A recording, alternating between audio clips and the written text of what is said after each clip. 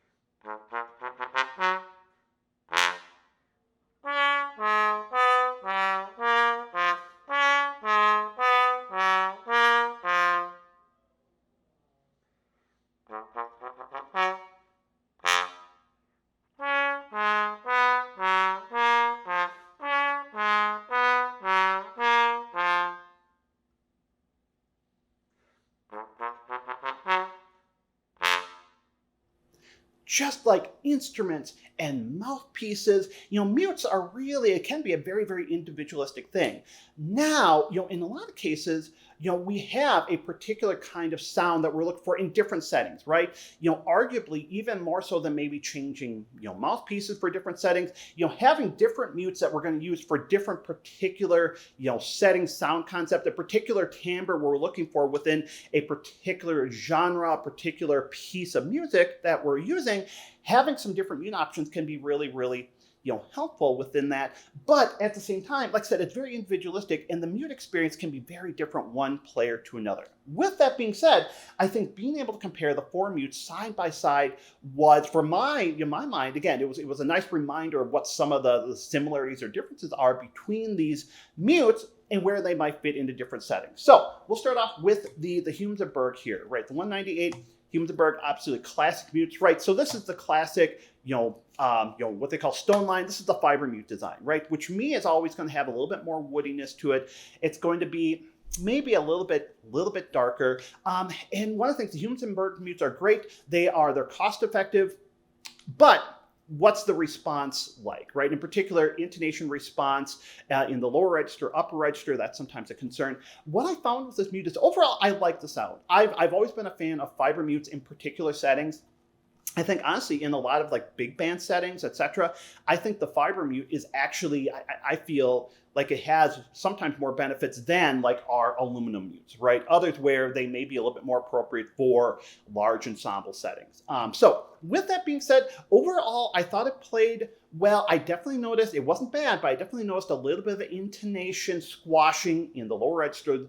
I felt like I had to adjust a little bit in the trigger register. Upper register was not bad, but I had to move, work with it a little bit. Overall sound was good, but I felt like I just didn't have quite the consistency in the response all the time, right? There are certain points where it just didn't seem as connected with it. But again, for the price range, I think it played really well. Now, on the other side of the price spectrum, we've got the Butler, the carbon fiber, right? So the benefits of the carbon fiber, we understand it's exceptionally lightweight, especially with bass trombone mutes. That can be really, really helpful. But I've talked a little bit in the past about my experience with, for example, the tenor mute. With this, I really liked how it plays. I felt like this and probably the Dennis Wick were probably the most consistent, the most fluid mutes all the way through. I did notice with the Butler, for me, as I got into the pedal register, I had to work with it just a little bit differently. Now, that's me as a non-bass player, right? Trying to get this to work. But I also think that's probably a little bit of some of the attributes of the carbon fiber, right? We know the carbon fiber is a material, it needs some energy to get resonating. And that's kind of what I felt like with this. The more energy I put through it, the more I felt like it really came to life. I think it had, and again, it really crosses the balance where I think it has a lot of that fiber kind of sound, a little bit of that woodiness. It doesn't get quite that metallic buzz to it, but I felt like it had wonderful energy moving forward. And again, especially when I gave it some gas, I felt like it was incredibly responsive. Intonation was great. And I think it might have been the most free-blowing of any of the mutes that we had. So next up, we've got the Joe Rall here, right? The TRB4.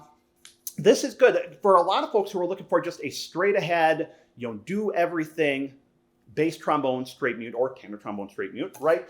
The Joe Rall, Dennis Wick are really, I think, probably our two most popular options, right? And both of these have got that classic, aluminum buzz to it, right? They get just that little bit of a sizzle to the sound. I felt like the Joe Rall, I actually felt like, again, it felt fairly open, and I think it did have some consistency. There were certain points where the response, again, I felt like the response was certainly different than the Humes&Berg. There are a few points I had to work with it a little bit, but what I did like about it and appreciate about it is I felt like the overall timbre was very consistent throughout the registers, right? In comparison, I also, again, Dennis Wick, this is one of my, like I said, two of my go-to side by side here. I felt like the Dennis Wick was like 5% darker, right? It didn't have at times they had some of the same buzz there. I felt like it was a slightly more compact sound, maybe just a slightly darker, but still with a true aluminum straight mute sound. I really like, kind of like I described, I felt like it was incredibly fluid throughout the registers.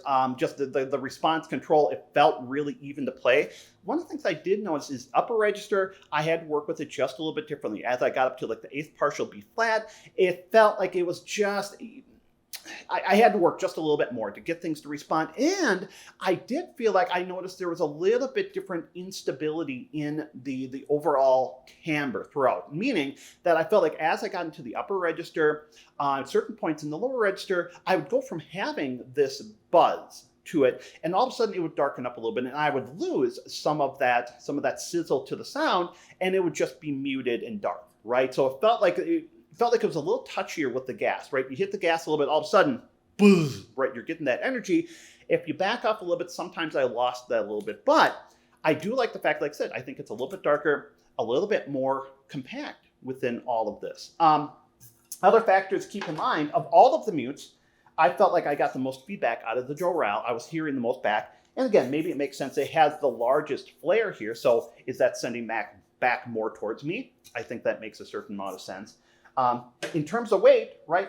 I think it's really hard to beat the Butler with this. And I think for somebody looking to invest in a mute, having the benefit, I've said I really like how this mute, whether it's the straight mute or we're putting the cup on it for the cup mute, I really like the performance of the Butlers. So if you're looking for a really great combination mute plus trying to have the weight savings, I think there are a lot of benefits to it. And honestly, like I said, I thought for the price, the Humes & Berg, I thought it played really well. And I think there's really a certain spot for that sound. So thank you very much for spending time here. If you have any thoughts, questions about what I talked about today, leave them in the comments here.